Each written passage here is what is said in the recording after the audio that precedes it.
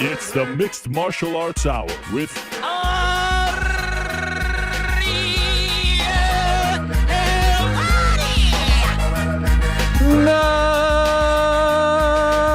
The Mixed Martial Arts Hour is back in your life on this Tuesday, May 16th, 2023. Hello again, everyone.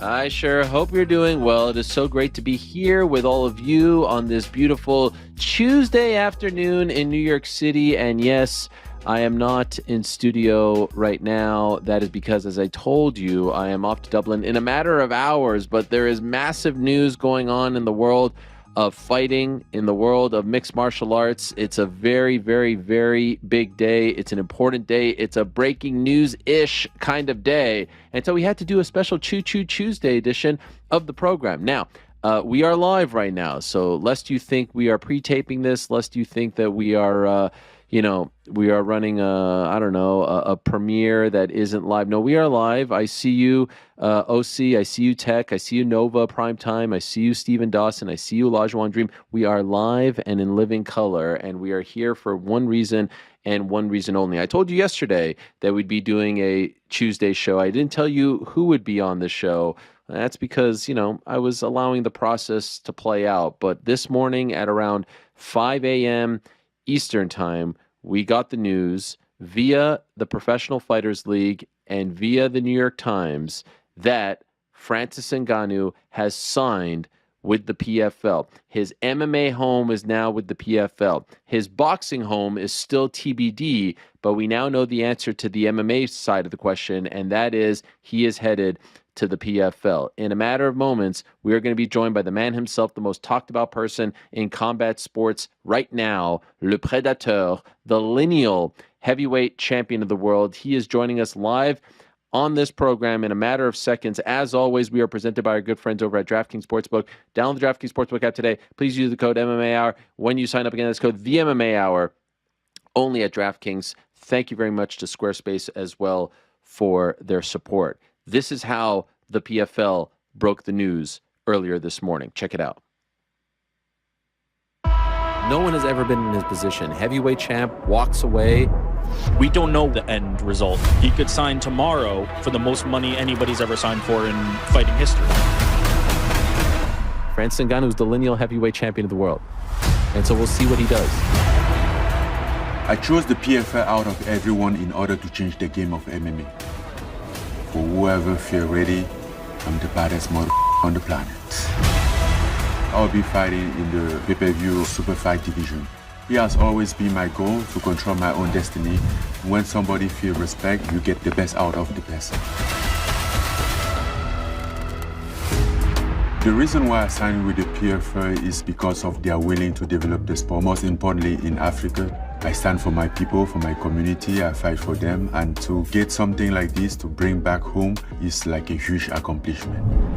Along with the PFL, now that I'm in the position to speak, to fight for those who doesn't have a voice, because at the end of the day, it's fighter first. Fighter is the one doing the sport.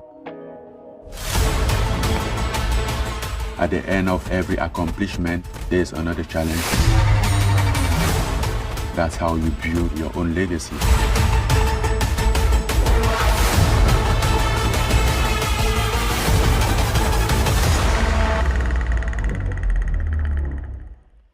So there you have it. The deal gives Ngannou equity and leadership roles in the PFL. He's expected to fight in the promotion's super fight pay-per-view division next year, while hopefully competing in boxing this year. It's an MMA-only agreement. Like I said, the boxing deal hasn't been announced just yet, but also, which I'm sure we will find out is very important to him, he is going to become chairman of the newly launched PFL Africa and will serve on the company's advisory board to represent fighter interests. Without further ado, let us talk to the Le Predateur himself, the pride of Cameroon and France, the one and only Francis Ngannou, joining us live right now from Las Vegas. Francis, félicitations. Thank you for joining us. How are you, my friend? I'm doing good. I'm doing fantastic. It's a beautiful day out there. I can imagine. It's a very exciting and beautiful day. Could I ask, I was wondering about this, 5 a.m. the Eastern time, 2 a.m. Pacific time. The news is announced, New York Times, PFL. Are you awake when the news is announced? Like, you know it's coming, or did you stay up, or are you fast asleep while the entire world is talking about this?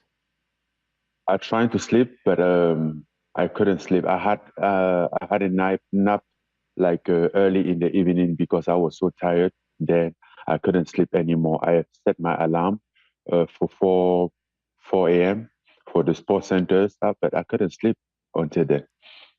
Yeah, I can understand. A very exciting day. How does it feel? Again, there were two avenues that we were all waiting on, right? The boxing announcement, the MMA announcement. The MMA announcement comes first. Now that this is out there and people are starting to realize, and we're going to go through everything, what you wanted, what you fought for, what was important to you. Now that the world knows at least one side of the equation, how does it feel knowing that the rest of the world knows what you knew for the last few months?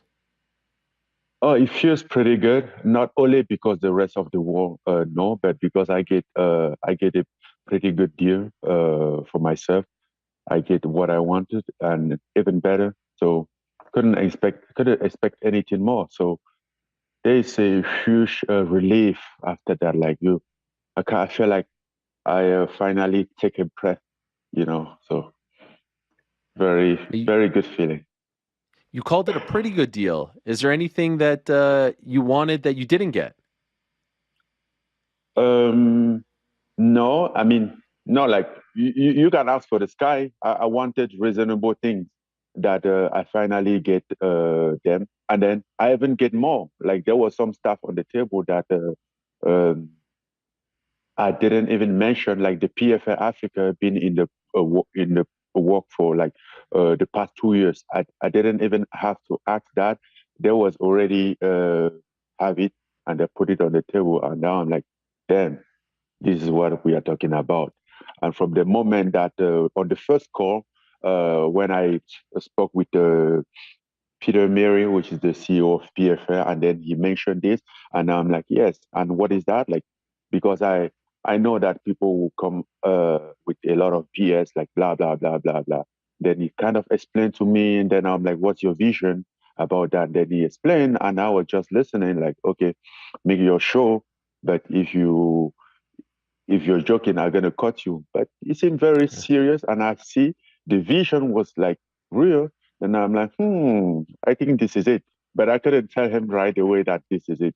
But just the vision of that, I'm like, okay, I'm 50% in already before we start to talk. Before the first contract ever been sent out, the first proposal ever been sent out, I was already in. Like I was already enthusiastic with all the things that he's saying, and even the fighter advising board. Something that I asked for, they had it already. That was something that was already in the PFL, and people like Randy Couture is in that board. I would just be the first active fighter joining the fighter advising board, but the fighter advising board in the PFL been existing since a little while. Okay, so again, we're going to go through the details, but I'm just curious. In January, when we spoke, after the news came out that you were parting ways with the UFC, in the back of your mind, were you already leaning towards the PFL? Did you like what they were doing, or was it really just wide open? Were you, willing to talk to everyone, wanting to talk to everyone, and had no favorite at the time? Because of course, we all remember the photo of your mother wearing the T-shirt, and so people have now gone back to that photo of her wearing the PFL T-shirt and thinking like, oh, maybe you had your sights set on the PFL before we even knew that this was a possibility? Well, I didn't have my sights set on the PFL, but as they said, mom knows best. So that was a sign. She was sending me a sign. I didn't hear. I didn't know. At that time, my mind wasn't even about it. So I didn't have my sight on the PFL until I spoke with P the first time. That was the moment that I started to favor the PFL from what they was putting on the table, which was their vision, their own vision. Wasn't even something that I didn't have to ask for. A lot of things that are on this contract, I didn't even have to ask for. It was just a work in the process that they took me to work on it together. And could you tell us, do you recall the first time you met Peter Murray? He was Zoom call. He No, wasn't a I meeting. know, but like, was it January, February? Like, how far back does the relationship with him go? Like, did he reach out to you the No, moment you became free? he was in January. He was in Okay. January after I became a free agent. That's when we spoke. But I have seen It him before. I have seen him before. I attempted to one PFL fight in Florida a long time ago. I saw him there. and in your perfect world, like back then in January, when you were thinking about how this would all play out, were you initially hoping to announce the boxing news first? Is that what you wanted? Because we find out with this deal that the boxing is probably going to come first. But were you hoping to announce the boxing news first? And if so, why didn't you announce the boxing news first? Well, yes, I was hoping, and this is like a kind of like a Wild West to be out here and trying to figure things out. So things play out differently. The timing sometimes can be very differently. Sometimes stuff work out, but the timing has to be right. For example, this deal with PFL, I was set on this deal I think over 2 months ago. I look at this deal and I'm like, okay, what do you want? I'm like, I think this is a great deal. Like I think this is cool. I don't want to be greedy. This deal is cool. Then we were trying to figure out but obviously, like, okay, there's still maybe one or two things to talk about it. But I think this is a great deal. So, but the timing wasn't right for us to sign yet or to make it official. So we keep it there. We just recently signed it. So it And was by the a way, lot of things about timing. okay, and if you knew that this was going to be the deal 2 months ago, why did it take so long to announce it? As I said, we were trying to figure some stuff out that wasn't work on the timing Okay, on my end. I didn't sign 2 months ago, got it. so he wasn't signed yet. He wasn't signed. Okay, and the reason I asked that is because, as you know, recently it seemed like a lot of public pressure was being put on you, like, what's taking so long? What's taking so long? What's happening here? Da, da, da. Are you paying attention to that stuff? And if so, is that making you anxious to close the deal and to announce the deal? No, that's my business. I don't care what people been waiting doing for. First of all, this decision is a huge decision for myself, for my life. So I have to take everything in consideration. Before all those things being said, like I left Cameroon in on Friday. I think was the 27th. Yeah, but by the time I had a call with P, and we have to meet here on Tuesday, and I had to even stop in LA to meet Chatri, but I had a meeting with P here on Tuesday, and I was ready to move. Okay, so let us talk about the actual deal. Could you tell us, Francis, how many years is this deal for, or is it how many fights? Like, because I know they go by seasons. So is it for X amount of fights or X amount of years? And could you tell us, if possible, how many? It's not about years. It's about fight. Let's not just say it's not for many fights. I'll keep it that way. It's for multiple fight deal. But most importantly, what you have to understand here, this is like a partnership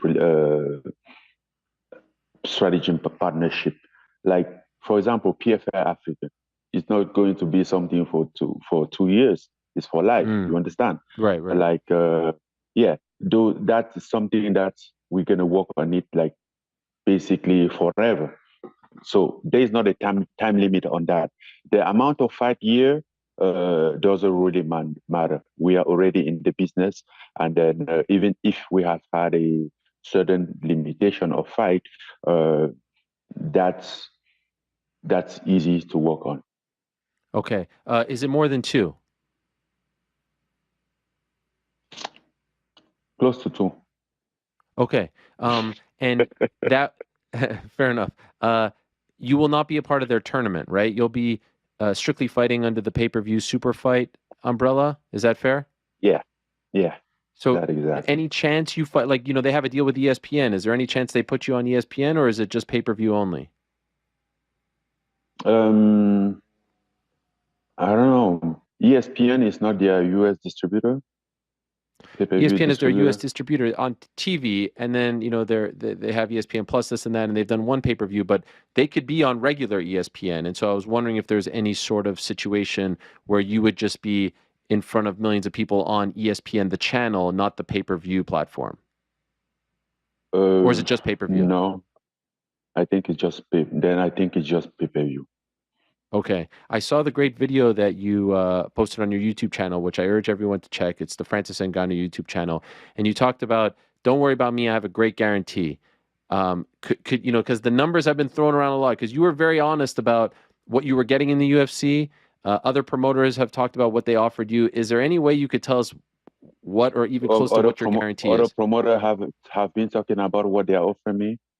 Yes, and I'm going to ask you about them in a Oh no, minute. no, that's a lot of BS. So don't mind that. Okay, fair enough. Could you tell us like what range this guarantee number is? You mean the numbers itself? Yeah, if Oh, if it's a if you're pretty. comfortable.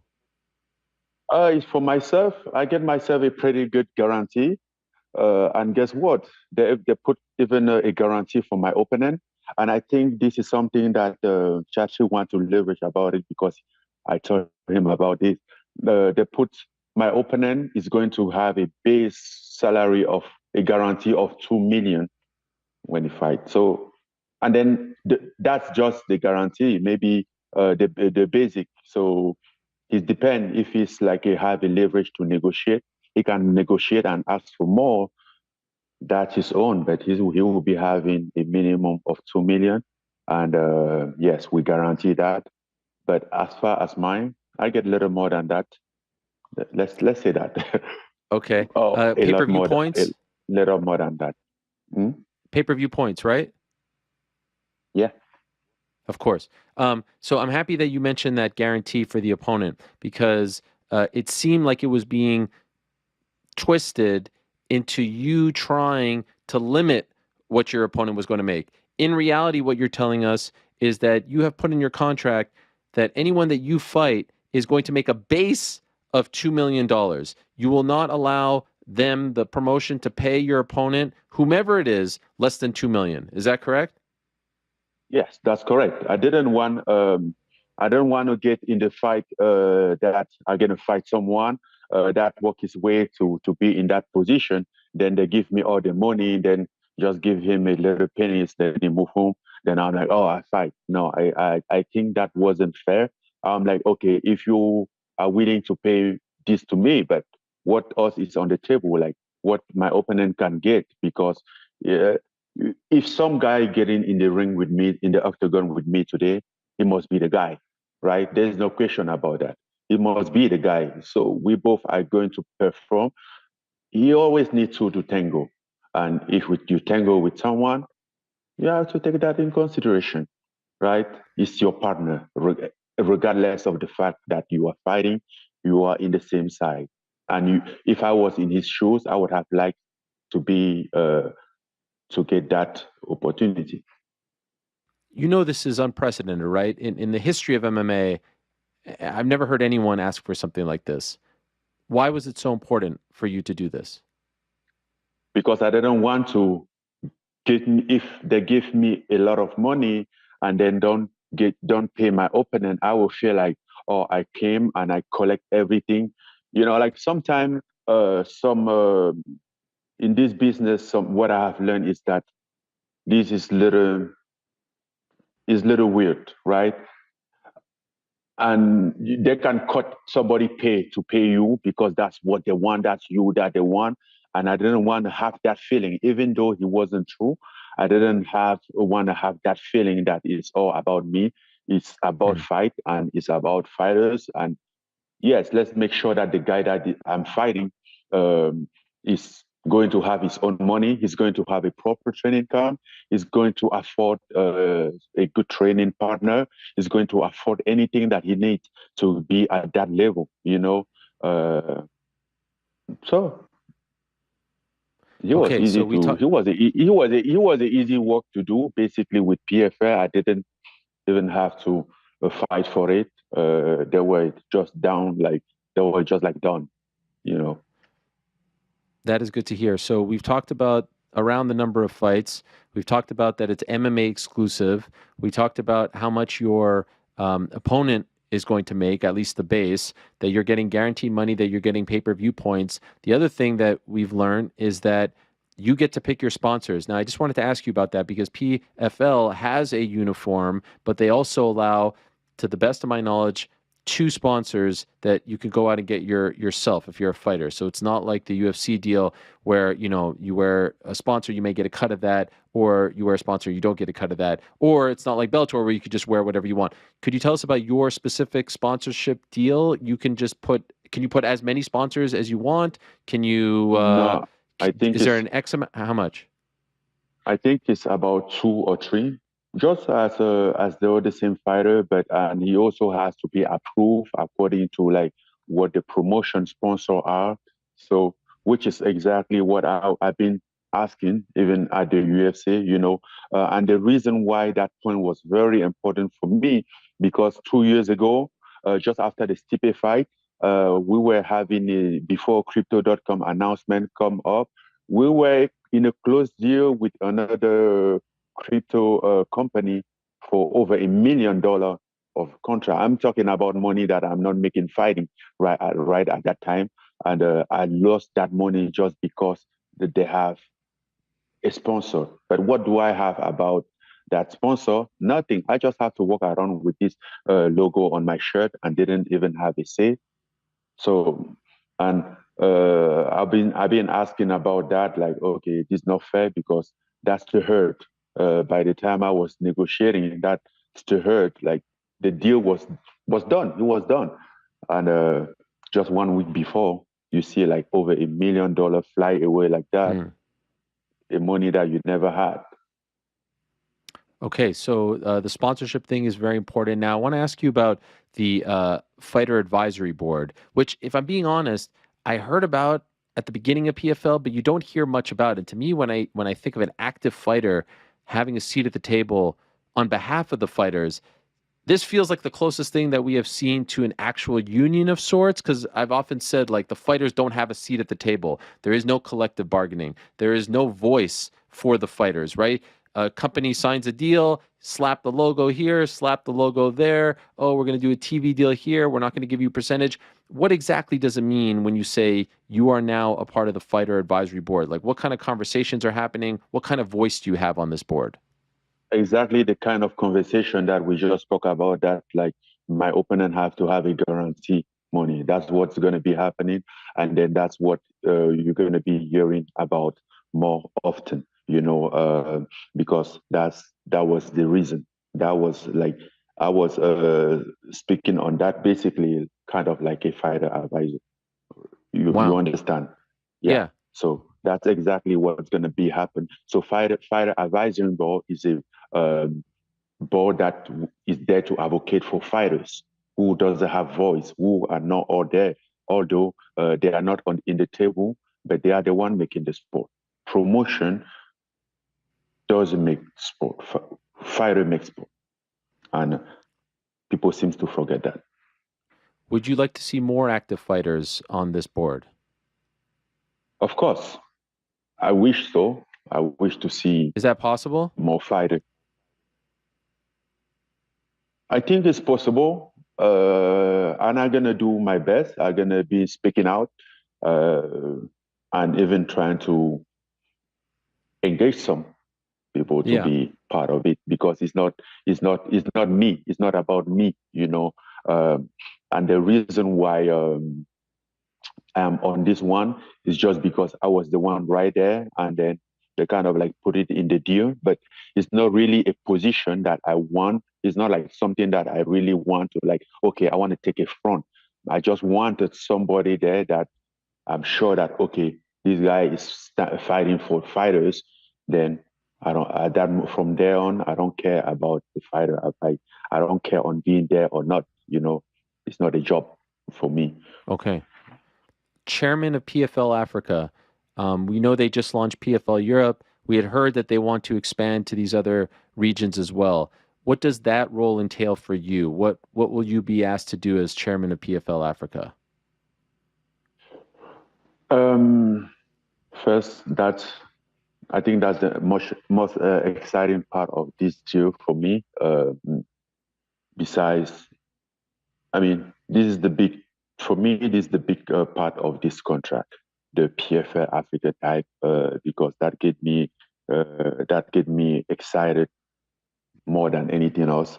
And then, no, being a chairman is just like I will be honoring and then like help to build PFL in Africa. Since I have been working on sport in Africa, on MMA in Africa in Cameroon for about 5 years now. I have a foundation that do the same work, and now we recently 1 year and a half ago we have a partner that's that to help us to build gyms, and then we almost finished our gym, which is a massive gym with a 5,500 seat attendant on the second floor to do like small events for fighters to improve their skill and have experience. Uh, and then from there, I'm like, it's good if we have more partner that will help because me, myself, I can't do anything. But now with the PFL vision about this, also with what I have been working on to help MMA in Africa, it was easier for us to partner because I have already have a vision and even a project that I have built for MMA in Africa. So we just joined, we shared that, and I just overlook everything.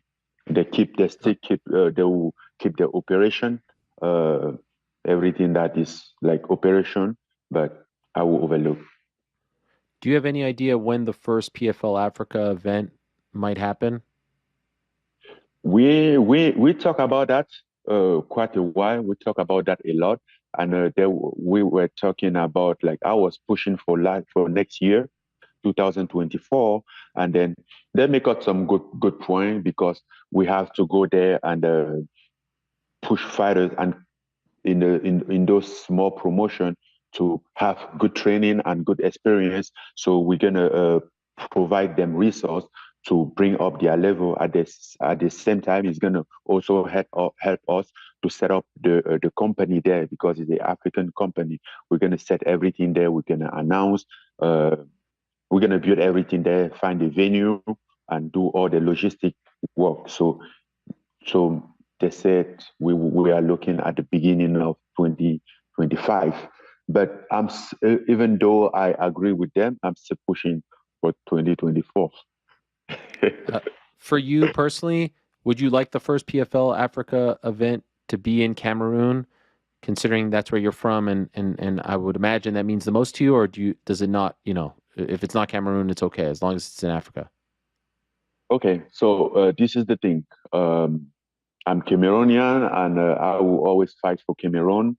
But here I stand as African and I will take the decision that is good for the continent, that not something personal because, oh, it's Cameroon. If he has to be in Nigeria, he's going to be in Nigeria. If he has to be in Congo, he's going to be in Congo as long as we together think that is the best decision to be made. Yes, I have my pride as Cameroonian, but here we are on a mission that is bigger than just being a Cameroonian.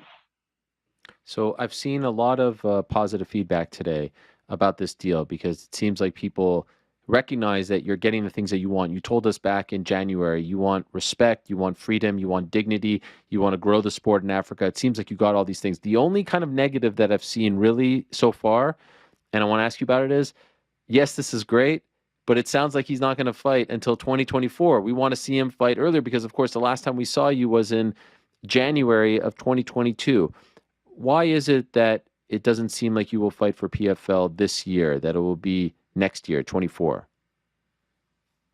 First of all, it's my life. I will lead it on my way. If you're happy, good. If you're not, oh no, I'm sorry. First of all.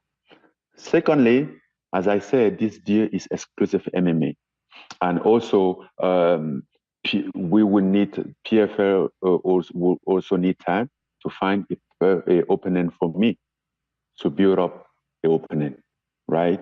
Because I'm not going next month to fight, right? And also, there is the boxing component that is still in consideration. We don't have an announcement yet, but as I said, there's a lot of timing in this.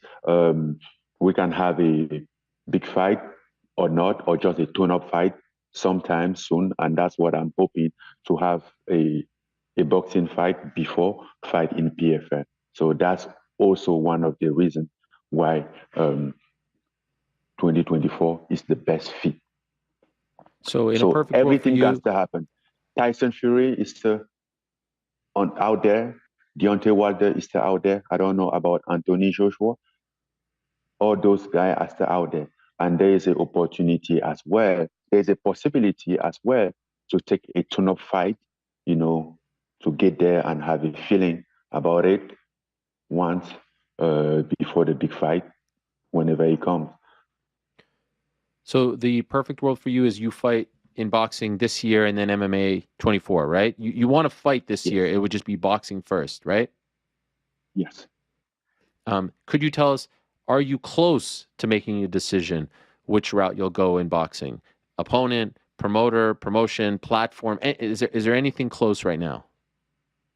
No, I'm not close because I'm close. Yes and no. Here sometimes you're close to something and then you switch overnight and then you have to move back. We were very close with Deontay Wilder at some point, and then I think he got an offer to fight for the title or something like that. Then he pulled off the table, which is understandable. But he's still okay to do this fight, but he has to be after the other one that is important for his career or something, right? So we will see. As we are speaking, by next week, we can come up with some news Sure. by next month or in 2-3 months. So, but it's a work in the process. We are out there working. My team is working. The one that made all the buzz and the one that I think is still there is the Tyson Fury one. You were in the ring with him after Dillian White, and it seemed like he was the one that was bringing you over and talking about having this special fight with you, all this stuff. And then it seemed like all of a sudden he kind of forgot about it, and then it seemed like he was going to fight Usyk, and then it seemed like the Usyk fight died. It feels to me like there's an opportunity to potentially revive that. Do you feel the same way? There's an opportunity. There are opportunities out there, and the Tyson Fury have always been one. Obviously, at some point, we couldn't move because of the Usyk fight that they were going back and forth, and then there's an opportunity with that, and I think it's still in the line. It's still the top of the list to fight Tyson Fury, and that can still happen. Would you say Tyson Fury is like the number one, like in a perfect world, that's the guy right off the bat, or do you have a different vision? Tyson Fury and I, we've been going back and forth for the past 3 years. So I think, and for the past 3 years, we have been building this. So yes, I would say, yeah, if I have to put somebody in the top of the list, I would say Tyson Fury. Yeah, it's hard because they are very close. Deontay Wilder as well, Anthony Joshua. But the problem is that we didn't. We have more conversation with Deontay and his team, but everything is possible. So there is an opportunity. When Jake Paul signed with PFL, he offered Nathan Diaz a deal where they would fight once in MMA and then once in boxing. I feel like now that you're with PFL, maybe a potential opportunity to offer the same to Tyson, one MMA fight, one boxing fight. Would you be interested in that?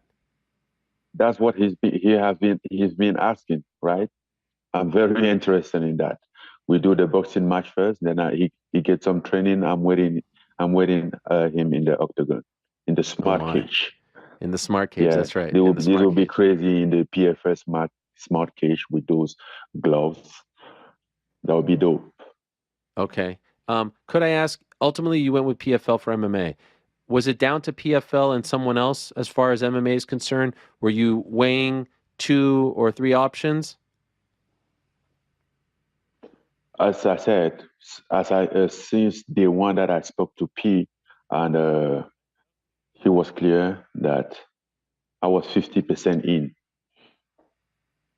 Okay. So the reason I asked that is because I want to go through some comments that some people made. David Feldman, the founder of BKFC, was kind of the first one that came out and said, You're asking for too much, and if you don't jump on something quickly, you're going to lose some of your momentum, some of your leverage." When you heard those comments from him, what did you think? Because I think people started to hear these comments, and I'm going to get to Chatri in a moment, and they're like, "Oh, look at Francis fumbling the bag," not considering that perhaps maybe you weren't interested in going to them, but because they were coming out first, they were doing the whole like, X this one, X that one. So first, the comments from David Feldman. Did you ever seriously consider BKFC? And if yes or no, what did you then make of his comments when he talked about how you were handling your situation? Um, I just think he assumed that I'm so expensive, obviously, because he has to take a loan of his house to put on the show. Then I think he assumed that that loan couldn't pay me because I never spoke to him. My team never spoke to him.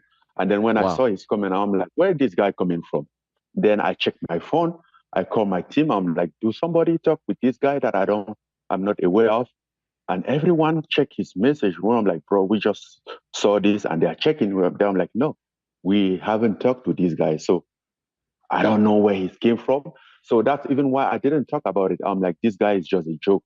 He's, but, you know, um, and at some point, he was promoting his show, his event.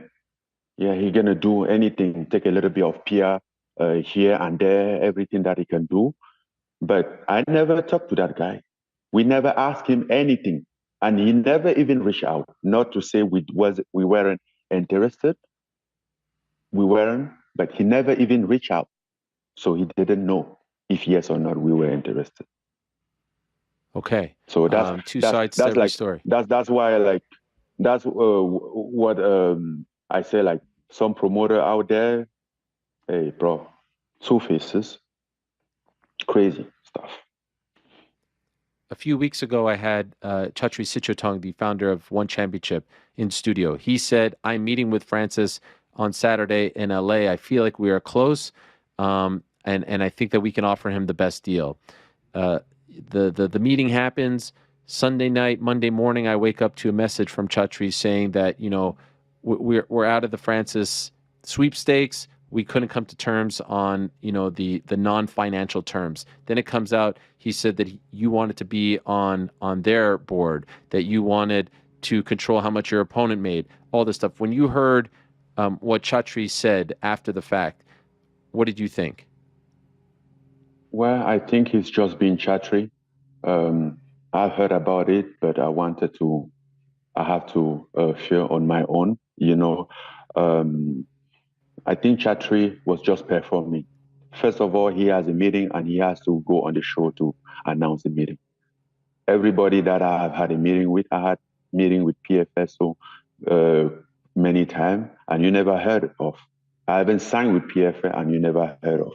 But you have a guy that we are going to talk. And before then, he knew I have told him and Matt Humes that I get a best offer from PFL and this, and I don't think this is not. We are not. I'm not going to do any negotiation with you guys. And that was like back like 6 weeks before that. And I'm like, oh, I can fly you to my show in Singapore. I can fly to Cameroon. I can this. And he was all in me. Like, I'm like, bro, this is so much. I don't know how to handle this. Like, how did you gonna fly to Cameroon? What for? I just tell the guy the situation, and then he keep pushing. And then I send it to my team, like, bro, I can handle this pressure from Chatri. Then he keep pushing, and like, yes, I'm gonna be in LA. Then they were like, yes, Francis is coming. So I have to see him for respect. We had a talk. I respect the guy. I love, matter of fact, I love Chatri. Before this drama, I'm like, oh, I like this guy. I like his story. Now I've even questioned if that story is true. But I used to love that story. So we met in LA, and I was just like, and upfront before anything start, I'm like, listen, this is the thing. I have told you this. I'm favoring PFM right now. And he was like, then why do you get me here? I'm like, to listen. First of all, I respect you, and even if I sign with PFL and someday come that you say, I want to meet you, Francis. You didn't say you want to meet me on the business, because you were on with my team talking on in business, and then you say you want to meet me. So sounds like it's not business anymore, right? So then then he started to put like all this stuff, like started showing me all those screenshots. Like I think he showed me like 13 screenshot, uh, all the statistic, how one FC is the second more view sport in the sport. He has more view on YouTube than Premier League, than NFL, than NBA. I'm like, damn, whoa.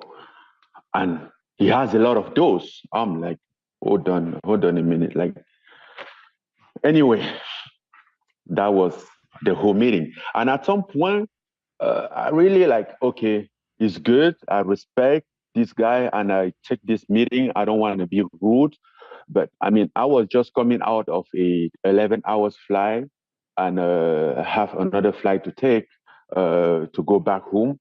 So I thought he would be like 1 hour or something, or 1 hour each. Find myself over 2 hours. I have to drink like 3 or 4 cup of coffee over there, listening to like all those statistics, how one FC is in Asia. Asia is 4.6 billion people. They're gonna do this. The data they show that. Show me on one FC are gonna explode. Are gonna be like Nelson Mandela. Hey, bro, he was a hell of a performance. By the way, I applaud Chatri for his performance. When you left the meeting, did you consider it at all, or did he change your mind at all when you left the meeting, or? Consider what? I didn't talk to him about business. I It was listened just to about. Chatri all this time. Oh I my told gosh. him about like, okay, this is my position. I come here to listen. I don't know what you have to say. And here I'm like, yes, I can send this number to you. I'm like, I sent it to Markel already. I'm like, okay, if you send to Markel, then it's enough. You don't need to send it to me. Markel handled all that. So, and then he didn't send it to me. I didn't engage into like, oh, I want this, I want that. I didn't have any engagement. I'm sitting on the table and tell him that, okay, I'm going with this guy. So I have no reason to even ask him something. And here I'm like, why so much? Like, what can I do? What PFL is giving you that you can change your mind? Then I'm like, they are giving me so many things. They are giving me PFL Africa and this. And here I'm like, now, yes, we can do, as I told you, we can do road to one. We have road to one from this road to one. I'm like, no, bro. I'm saying PFL Africa. I'm not saying road to PFL. It's different, completely different. And then the structure is there. They have like a fighter advising board that I think he misunderstood at that point. He didn't really understand, because I said this was there already. I'm not even the one asking for it. The fighter advising board exists in the PFL already. I said they have this. Um, they have that. They are even offering a guarantee for me. And I'm like, we have a biggest platform. We can put you in our platform if you want to fight any type of combat sport, whether it's MMA, boxing, kickboxing. I'm like, wait a minute, like, where do you come from with kickboxing? Like, we do the I think it's a WBC back in 2018. We get this guy from Thailand fight at home. I'm like, I think that was one thing that I have to call him out of. I'm like, yes, no disrespect, but I don't think my boxing career has to be put in that level. You kind of like diminish my boxing career. That was one thing that I'm like, okay, Chatri, I think that was like kind of like the enough is enough type of thing, you know. And but I tried to stay. I mean, I was respectful. Not like I was respectful. You have a guy that you admire, and he was talking, even though you didn't, you weren't in, you were listening, right? I listened to him, and I give the time. I was just checking at my watch, make sure that I will not be late in my flight because I still have 1 hour to get to the airport. And then we talk, nice, and get off the phone. And then next day, it was Andrew sent me a screenshot of chattering saying, "Oh, one FC decided to withdraw their offers," and I'm like, "Hold on, which offer are you talking about? The offer wasn't taken in consideration. You don't withdraw an offer that they haven't taken, right?" And say yes, not financial related or something, but I didn't just feel the energy. I'm like, really? You sit there, speak for 3 hours, and you didn't feel energy. You could have cut that meeting at any time. And anyways, and but I just knew that that was a PR move. So what I did, I checked on our message, the message that we had, and see if he deleted the message. And then first of all, I record all the message like, okay, Chatri is up to something. This is like a Chatri move right now.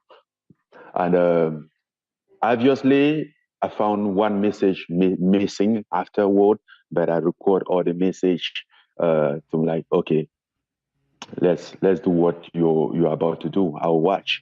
But I know that at the end of the day, I'm gonna come out and I'm gonna call him out. If he do something, uh, if he do something in that regard, right? If he lie, I'm gonna cut him out along the way. And that's why, like, then the next day I start seeing on social, and he was like, yes. Then he switched on his own. Instead of like, yes, we withdraw. Then here I'm like, he went to from we withdraw to like, no, Francis was asking for too much. How do you withdraw a deal that somebody was asking too much, right? So you were technically that was two things. Which one is it, Chatri? Which one is the truth? Choose one, but it can be both together, right? Anyway, I saw that and I'm like, oh, this guy is a performer. That's when I put this tweet out like some promoter out there, man. They are two-faced. But at least for Chatri, I have to speak. I spoke with him. I can't deny that. I spoke with him. I met him in person. We exchanged on text message. But this guy, David Fairman or whatever is it, I don't know that guy, to be honest. By the way, the message that Chatri deleted, do you remember what it was? Yes, it was like when I checked on it and looked on the timing, the date, and it was the message that he was like, yes, I can fly to Cameroon. It was the I can fly to Cameroon part. Okay. Yeah. But The initial I have all his message.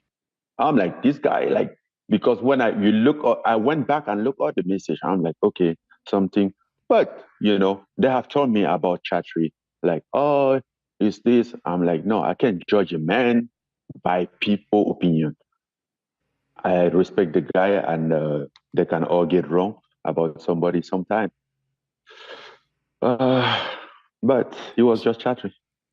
He said in the media that the deal was for a guaranteed of a minimum of 20 million for 2 fights. Did you ever even hear that number?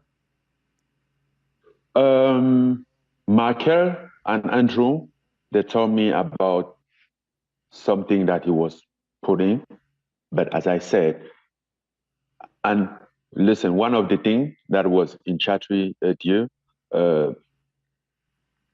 that he was showing off like, okay, this is what I have. Like, we have money, kind of type of thing. I'm like, listen, this is way more about money. You have to take consideration about some stuff, right?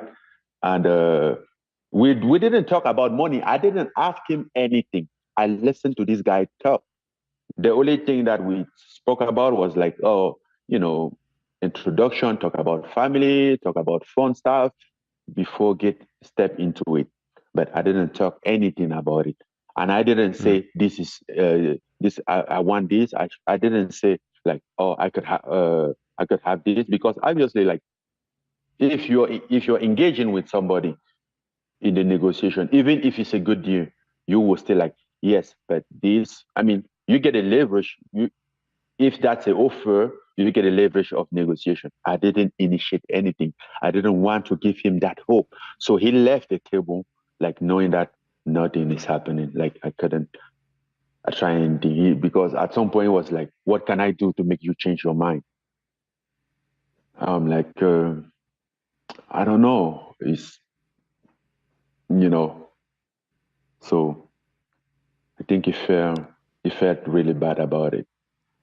This explains the board of directors and all that. You had told him, it seems, that this is what they were offering you, and he comes back and I guess interpret it as, oh, he's asking for this, this, this, and that, and I can't give him that. And so as I said, I a didn't ask classic him PR for move. anything.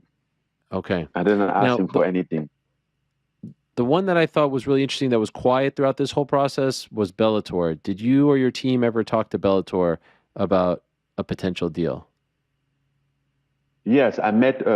Yeah, we talked to them, and they clearly, and they were very professional. They say at this stage, we are not in the position to initiate the offer. We wish you good luck and this. So they never made an offer, and they never made any big thing of it. So we never have a negotiation. When you're sitting back and watching this whole situation play out, and not, I saw the video that you posted on Saturday as the teaser, and there's the clip of Connor talking about it on our show, and I believe Chael as well, and other fighters have weighed in on this. Why don't you do this? Why don't you do that? Daniel Cormier said, bite the bullet and go back to the UFC. When you saw some of your fellow fighters, a lot of them not waiting to see how the situation played out, to see what the end game was. It's one thing for the media, the fans to say it, but fellow fighters, how did that make you feel? Well, you have to understand. You have to understand that I'm where I am now for one reason. I was the only one to be able to do what other fighters cannot do. You know, basically for fighters that have a long time career. So obviously, I am misunderstood by them. They don't understand what I'm doing. That's that's obvious. You can even ask that. Um, I mean, some people, as I said, and I'm saying this true, like some people might be waiting for you to lose, and but all I can say is that I'm sorry for them. I only have a tissue for them to wipe their tears because I'm winning. Do you feel that way? If Do you feel like a lot of if people are? somebody need a Yes. tissue, Do you feel like a lot of people are rooting for you to lose?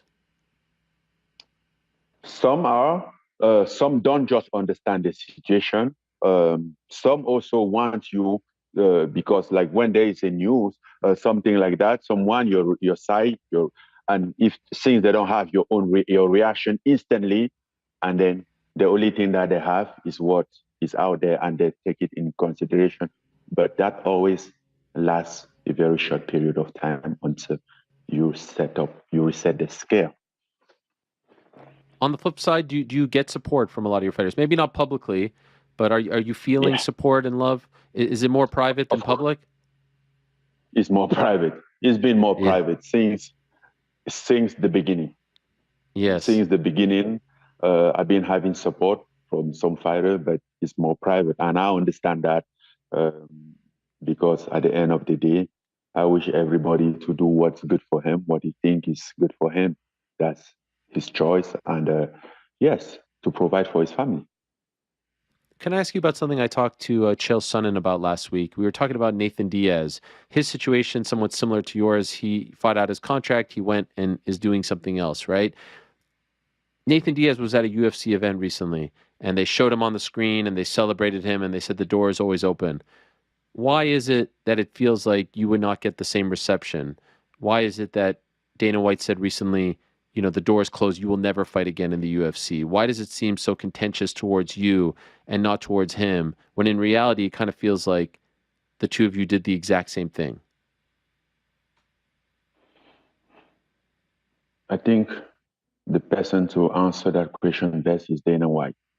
But listen, we we have a long relationship.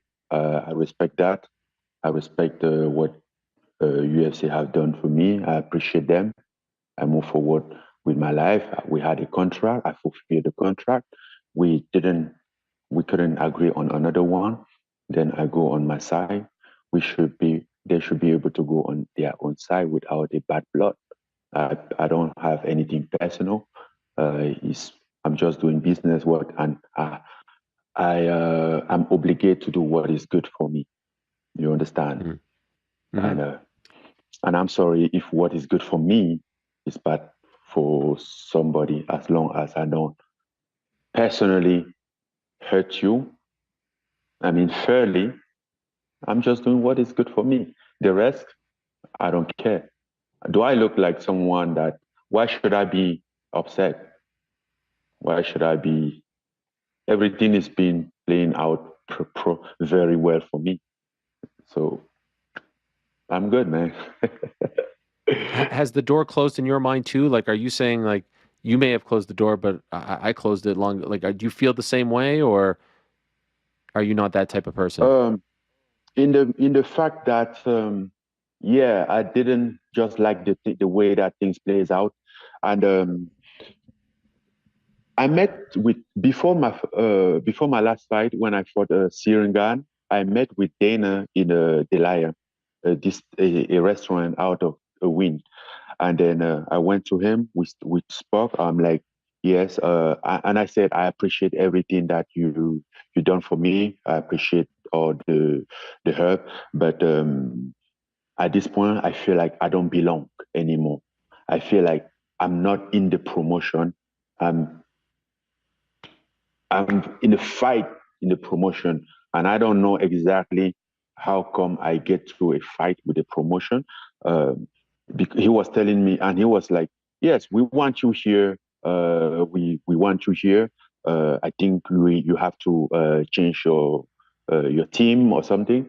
And now I'm like, "No, I feel like I've been in the promotion lately without a promoter. I don't have a promoter anymore." And I said this today, like, I don't feel like I belong. And I'm like, what do you mean? Like, have you ever want to come to a event and you don't get ticket, or have you ever want to go to the PI and couldn't access?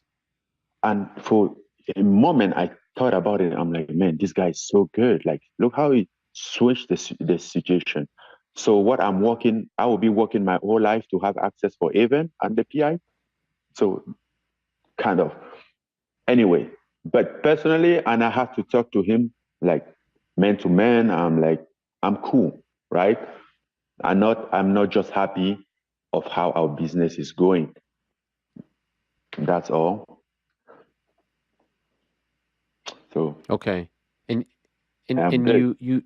you mentioned him saying that you need to change your team. And you mentioned Markel Martin, who has been your manager for a long time, but you told us in January that you were kind of going to do things on your own. But I know that he has helped you and guided you and been a consultant throughout this process. So what could you say about the way it was all handled from a kind of managerial perspective? Because I think that's the thing that, when Dana puts it out there, people parrot that and say like, oh, you don't have the right people behind you. You need to change your team. Are you happy with your situation now from a kind of business managerial perspective? Do you get what I'm saying? Mhm. Yeah. No. First, the reason why I wasn't working with Marquez as a manager. It was when CAA, because Marquez was our CAA. So Marquez was a manager out of CAA, and then CAA they diluted their combat sport division. Then I started to reset things. Marquez created a company with his friend Andrew. Then I mean, I love the guy. He's been around helping, and we have a good relationship. He always have my back, uh, and I'm like, okay, if you need somebody in your team, he's a guy that you know that has your back. I can sleep without worry, and he's the man. And I don't. I think at that time the reason why Markel was getting all those hate was because he was CAA. He was speaking on behalf of CAA, and for somehow I feel like there is a bad blood between CAA and them. Mm-hmm. Okay, but so now he's back to being. Would it be fair to say he's your manager? Yeah. Okay, that answers a big question because a lot of people are wondering how you were navigating all of this, and so you're back with Markel, and it seems to have worked out very nicely for you. It's working out very nicely, by the way. For He always worked out very nicely. Great, I'm happy to hear that. All this time. Yesterday on the show, I spoke to a young man who calls himself Le Meilleur, the best in French, Cédric Doumbé. What a character this guy is. I think he wanted to break the news, if I'm being honest. He has also signed with PFL, and he's going to debut in June. He is also from Cameroon, now living in France. He seems very excited about being in the PFL. A huge fan base he has. What, if anything, do you know about Cédric Doumbé? Do you have a relationship with him? No, I don't have a personal relationship with Cedric Doumbé. I met him, I think that was 6 years ago in Paris in the gym, couple times, twice, I think. But I know him. I know him as even when he was fighting kickboxing, even before that, I know him already from his K1 Glory. Glory, yep. Yeah. Okay.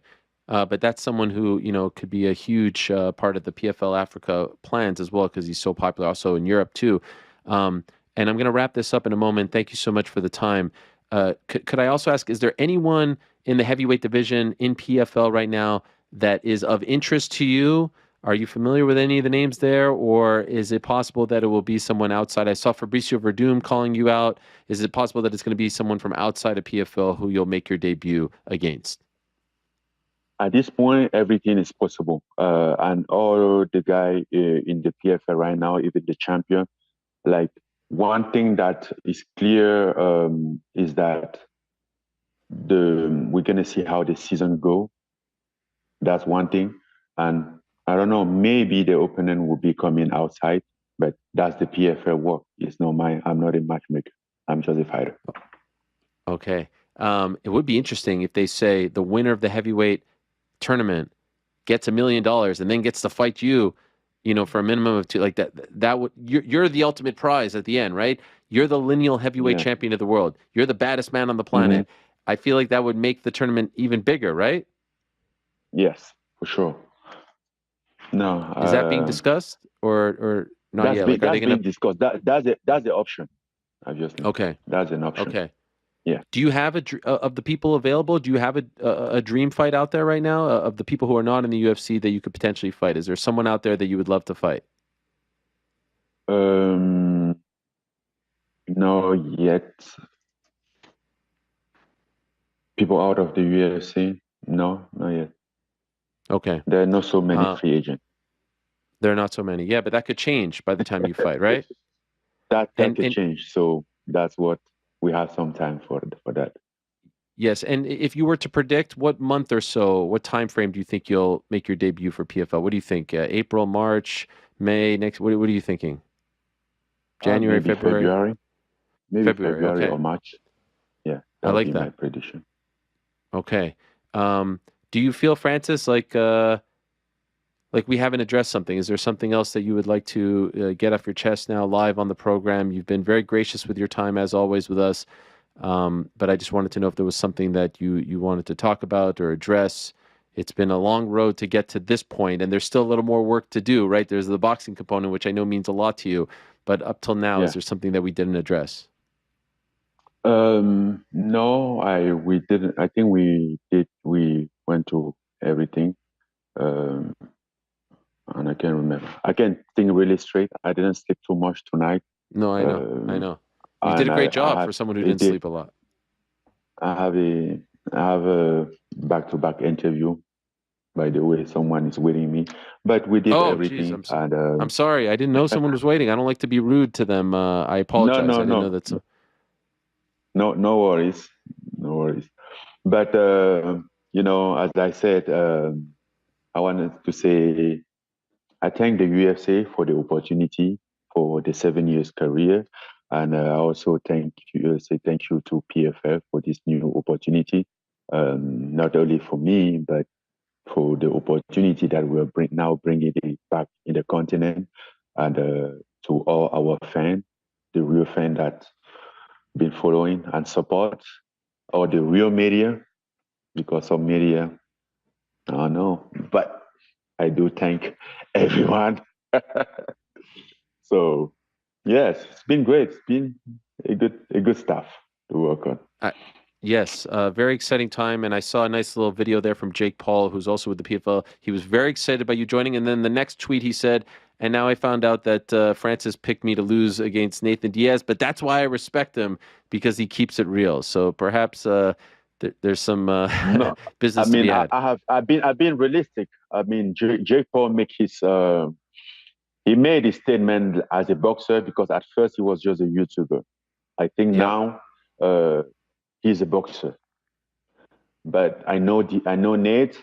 But if I have to think realistically, attempts to go to Nate more because he's a tough motherfucker. He is. And As are you, my friend. As are you. And I like but the way you they're ended your gonna have video on your they're gonna YouTube have channel. they're gonna have a good fight though. It's gonna be a fun fight, and I can't wait to see that. But and if Nate win, then I'm all in, right? One step away, one proof. I'm all Right. in. Yeah.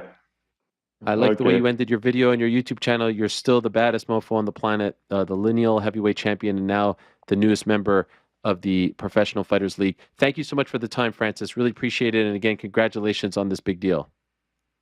Thank you, Aria. Thank you to everyone listening. Okay, there he is. Le Prédateur, Francis Ngannou, joining us live on this special Tuesday edition of the program. Appreciate everyone who is watching live. And we will react to that interview, which I thought was supremely interesting and really appreciate it. I didn't know that there was someone waiting. I would have wrapped it up sooner. I had no idea. Let's see. Did I get the wrap sign from anyone? No wrap sign.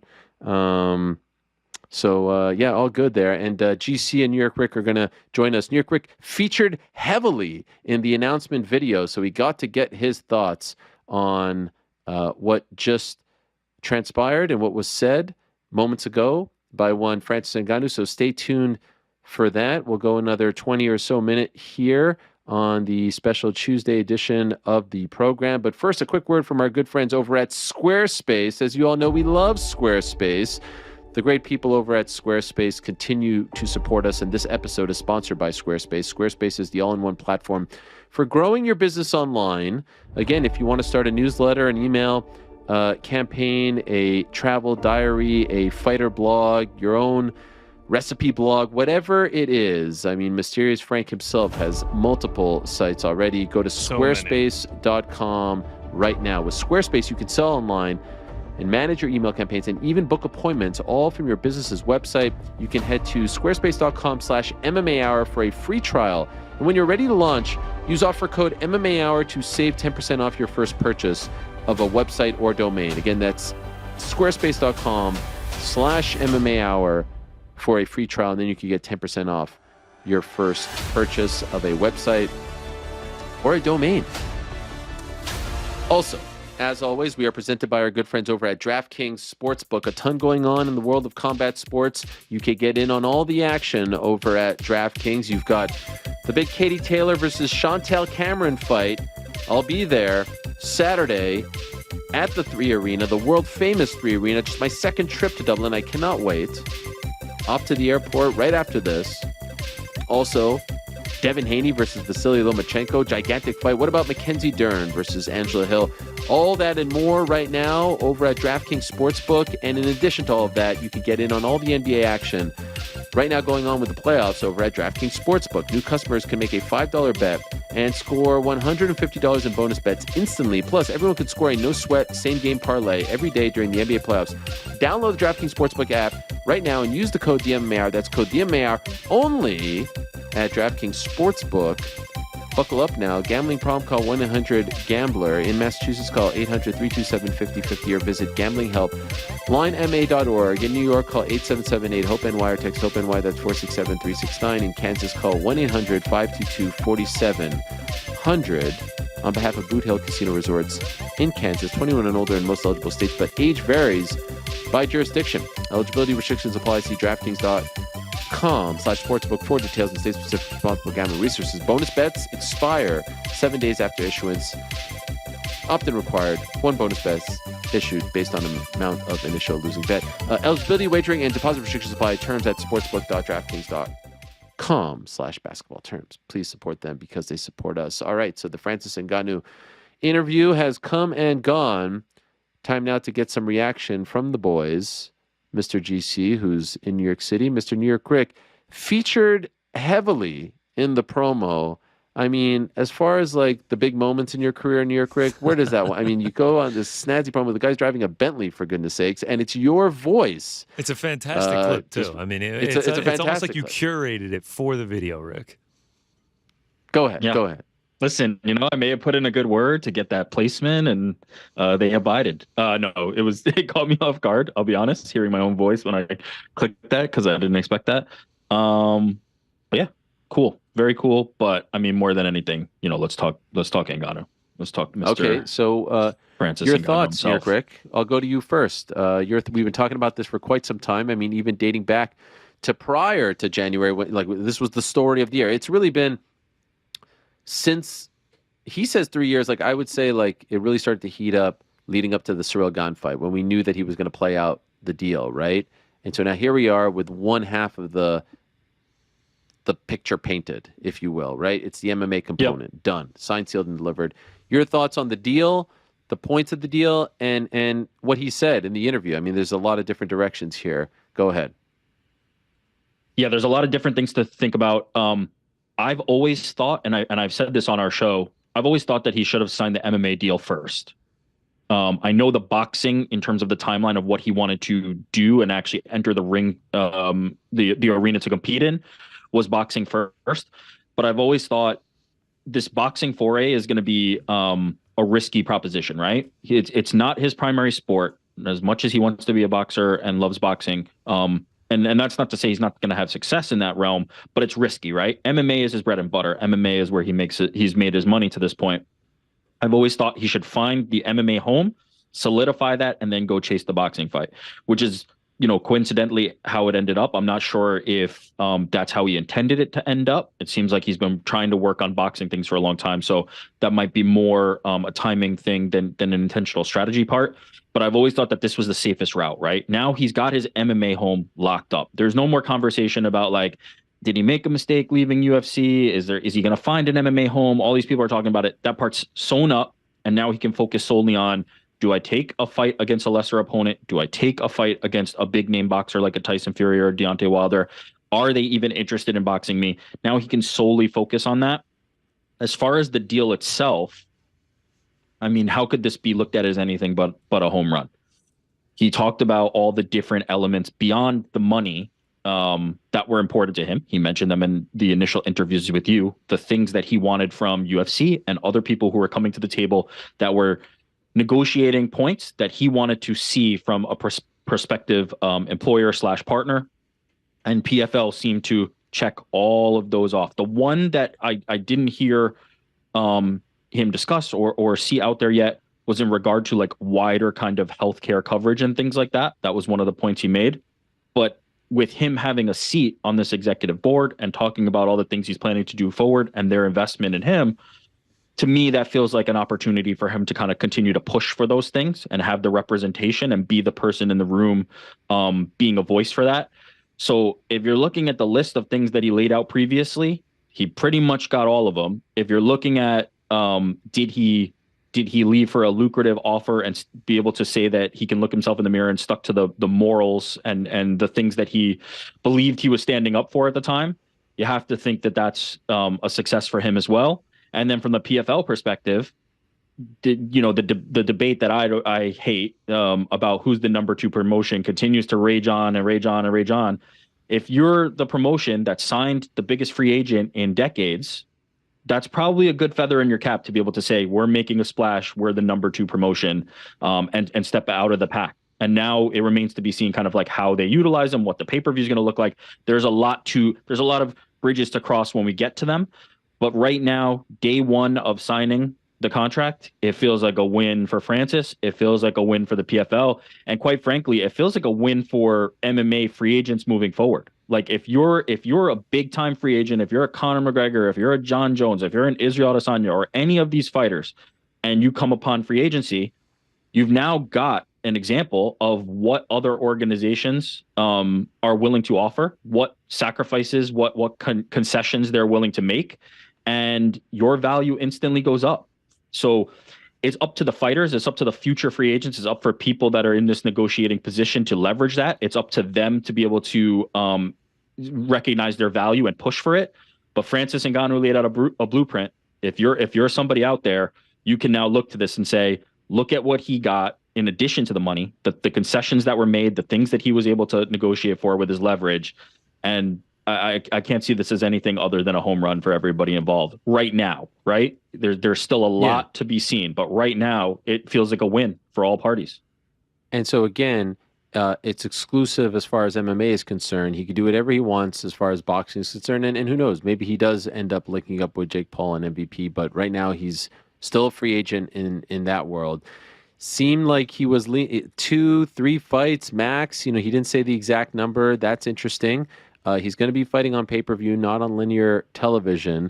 Chairman of PFL Africa, a seat at the table as far as the fighter advisory board is concerned, and he'll be, as of now, the only active fighter on that board. Minimum of $2 million guarantee, and that's the one that, like, the way that was spun into him being selfish, that he was trying. That the one was the best to me. Like that was spun as a bad thing. $2 million for whomever it is that is going to be fighting him is an insane thing.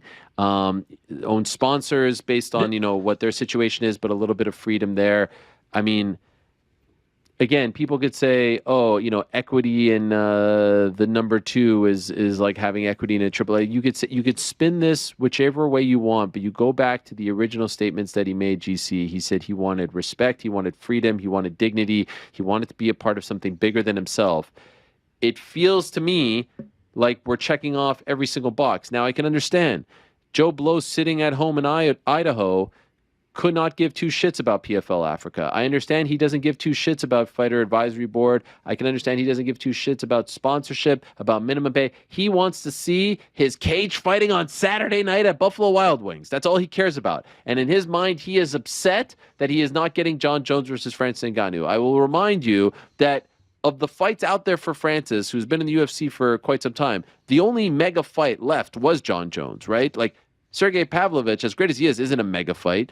Tom Aspinall isn't a mega fight right now. Jailton Almeida isn't a mega fight. These are all fights, and just like with John Jones, there's always going to be fights. This guy obviously wanted something greater. He wanted something bigger. He wanted legacy. He wanted future. He wanted expansion. He wanted the freedom, the dignity, and all that. How you can sit back and say he fumbled, he screwed up, this and that, after hearing all of this is beyond me. Your thoughts on what just transpired, GC?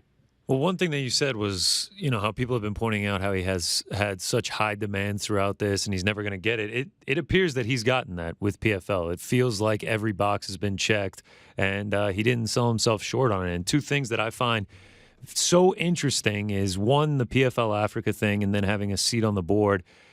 he said that's for life now. He said that's forever. That's potentially setting himself up not just to get paid now, but also for his post-fight career. He could end up having a career very long-term with PFL if things go very well for him. Another thing, that $2 million for his opponent, I was originally bummed all morning seeing that he wasn't going to fight till 2024. There was no opponent. You know, it kind of felt like it took a little bit of the juice away from him.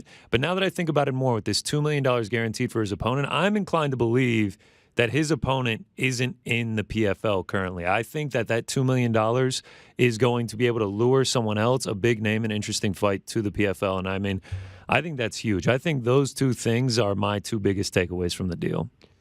You took the words right out of my mouth the moment he said that, and I was thinking the same. You come out with a splashy thing like it's going to be Francis Ngannou versus so-and-so on this day. People now have something to chew on.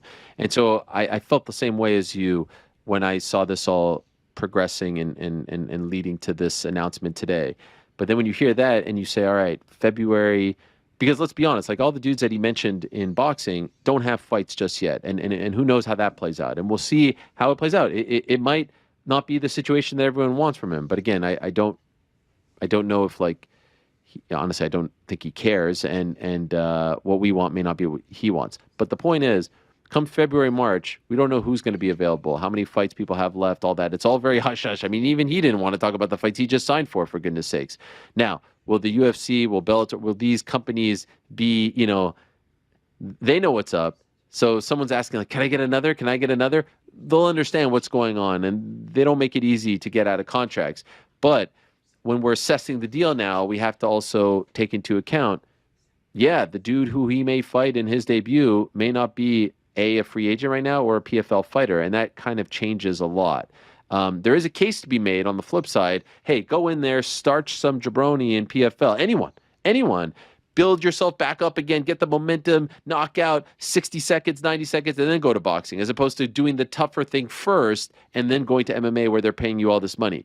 But he has said this man is, if nothing else, like a man of conviction, and he has set his sights on this path and on this sequence of events. Obviously, he is willing to change course. He wanted the boxing announcement first. It didn't go down that way. He's doing things a little differently now. But this is really interesting. And anytime you can have a deal, like I see MMA Fighting posted something where it's, fighters reacting. I can assure you of this. Every single fighter in the world, regardless of who you fight for right now, you are talking to your manager about this today. You are talking to your teammates at the gym today about this, your coaches, your friends, your family. Can I do something like this? Can I set myself up with this? What do you like? It's rare in MMA when there's a deal that is done that is outside of the UFC and that doesn't involve a mega fight, right? It doesn't involve this person versus that. It's just a personal business deal that he did that has the ripple effect that he just created. It's a huge freaking deal. This is one of the biggest moments in the history of the sport, good or bad. Regardless of if you think it's good or bad, this is one of the biggest deals in the history of the sport, if not the biggest in terms of someone outside of the UFC. Obviously, the UFC does massive deals with Conor, Khabib, etc. outside. And then when you talk about the leverage and the equity and the power that he now possesses within that company, it's a big freaking deal. The one caveat I'll say to that is it has the potential to be, right? If the fighters don't follow Francis's example, if they don't look to this and use this to get that leverage the way you're discussing, then it will go. As an example, right? Conor McGregor, he was able to leverage and force the UFC's hand into letting him box Floyd Mayweather. He was so big, he was able to make this happen. We haven't seen it since, but we've seen the kind of seeds of it, right? Francis wanted to do it. It seemed like maybe there was an opportunity potentially there. You have to be able to act on it. You have to be able to exert that pressure and make that leverage happen. Francis has now created an opportunity for people to take advantage of that. It's going to be up to them to then do it. It's going to be up to them to say, this is what I demand. This is what I want, the same way Francis did. And Francis did it and got what he asked for. He had said many times to you, multiple occasions, to others, it's not about the money. It's about these other things. These are the things that are important to me. These are what I want. PFL proactively brought them to him, it sounds like, based on his account. He didn't even have to ask for many of these things. They were bringing them to him, to the table to court him, clearly wanted him, and was able to get the deal done. So yeah, this could be a massive opportunity for fighters everywhere, as long as they are willing to plant their feet the way Francis Ngannou did and take that stand. Yeah, and this right here, I think today is a win for him, no doubt. It really is curious to see where it goes. He could end up fighting Jorgen De Castro and Mo Green, and who knows what happens from there, and he can never get a boxing deal done. Or he fights Tyson Fury, and he brings like a Tai Tuivasa over to PFL, and PFL Africa is a huge success. The jury is still out on whether or not it's going to be like a huge success, but I think today, right now, is certainly a win. Man, I still feel like the Tyson thing is potentially there. Go ahead. If he fights Tyson Fury and he gets someone else to come to the PFL and UFC Africa is a success, like it will be one of the greatest moves Africa. ever. Like, yeah, sorry, I don't know what I just said, but PFL Africa. You said UFC Africa. Yeah. My fault. If he fights Tyson Fury, I mean, I don't see how it's not a win. If he fights Tyson Fury and has success with the PFL, even just a marginal amount, then this is a win. If you isolate this just to the MMA portion and anybody still thinks this was a loss, they were going to think this was a loss regardless. Yes, there was no 1,000%. outcome after leaving the UFC that somebody was going to be like, great, he did it. This the ultimate success, the big paydays, what everybody else is kind of viewing as success that might be a little bit different for Francis Ngannou, is that massive boxing payday. That is still an important factor in this, right? Like, he still needs to secure that boxing opponent. He still needs to be able to leverage the momentum that he has right now into that fight. And I think people will grade it more harshly or favorably based on that, right? But this, if anybody thinks that this MMA specific portion is a failure compared to what he had in MMA previously, all they were interested was him re-signing with the UFC so that he could fight John Jones. There wasn't really like an opportunity. That was it. Yeah, it's not like there's a string of fights. If today you're saying, oh, wow, he really left the UFC to go to the PFL, you would have said, oh, wow, he really left the UFC to go to Bellator, to one championship, to bare knuckle, to any of them. Sure. You would be saying that today. I mean, there wasn't going to be some promotion that came out of nowhere that was going to be bigger than the UFC. Like, if you're saying that today, you were going to say that no matter wherever he went. And I hope that if there's any kind of lesson here, and I think there's a few lessons, maybe we chill on, the referendums and the indictments when it's promoters coming out and telling their sides of stories, right? Like, everyone was so quick. Like, listening to him tell the story of the meeting in LA, and like, Chatri's great to me. I'm not trying to crap on him, but like, hearing that side, hearing the side of the David Feldman story as well. But yet everyone was so quick to put out their little tweets with the X's and like, did he screw up? Did he mess up? There's no one left. And talking about indictments, like the fact that Bellator never even made an offer, and with the stories circulating about their future and their ownership and where they may be headed, that to me is a huge, question mark now as well. The folks at Bellator don't like when I compare them to the PFL, but they didn't even make an offer. They didn't even come to the table with something is a little bit surprising, considering, the international foothold that they have as well. So a lot of interesting things, I think, were said here today that if you're listening and paying attention to, could really shine a light on the current state of the business. Go ahead. It's not as simple as this, but if you proclaim to be the number 2 promotion, the biggest free agent in the world is somebody you should be making an offer to. Like, it's not that simple. Obviously, there's other factors involved, right? You talked about some things that could be happening in terms of ownership and management and things like that. But this was a chance to plant a flag, and PFL took it and planted their flag. It's like, really that simple. Maybe not apples to apples per se, but LeBron James is available in 2010. Everyone takes the meeting with him, right? Everyone tries to take the meeting with him, even if times are a little bit. You try to have that face to face. If you're not really going to, engage in that face to face, like what does that say about the state of you, right? At least throw something out there. And I just, the way this was all handled in terms of trying to shit on him before it all played out. And that's the same thing with the boxing component. We cannot say it was a success or not a success until we find out what happens here. Just wait to see how the story plays out. And by the way, we can't even say this is a success. Let's wait to see how the PFL thing plays out. What if he injures his knee next week and something happens and he doesn't even make it to the cage, and then who the hell, or what if who the fuck knows? But to me right now, right this moment, a great day for Francis, a great day for the PFL, a great day for the sport and business of MMA. And again, I'll go back to every fighter on the planet is looking at this and saying, could that be me? Could I get this? Because regardless of what any of them say to you or me or anyone else, they all want the freedom. They all know the window is this small. They all want this. And then something post-fighting and opportunities to have a say and all that. That's what every fighter wants, more so than anything. And the dude freaking bet on himself and made it happen. And when you, again, I'm not going to go through his whole life story, but when you consider where he came from with so little to the point that he's at now, it's pretty fucking remarkable. And one other thing, this is not the end, right? It's not Francis Ngannou like, okay, this is it, and then the story's written and we're done, right? Like, he could go somewhere else years from now. He could be a full-time boxer years from now. He could be back in the UFC years from now. Like, this was just one step along the journey. This is just one thing that's happening right now, and he's established his home for however long that's going to be, right? He was a little bit cagey in terms of establishing exactly how long it's going to be. But that's not it. Or it could be it as well, but we don't know. There's still so much to unfold. I feel like there's a lot of like rush to finality on this, whether it be judging the deal before it even happened, whether it be now, okay, Francis is in the PFL and that's it. We can cast him off. Well, maybe he's not in the PFL years from now. Maybe he's there for the next 10 years. Who knows? But there's still so much to play out. It feels like the rush to kind of finalize the verdict on all of this stuff, or even like Francis's future, is very short-sighted. Is very like social media culture. Everybody just has to have this finished so that they can divert their attention to something else. The next shiny object. Let's just move on. Who knows? Francis could be fighting whoever you want him to fight 3 years from now. You don't know where this is going to go.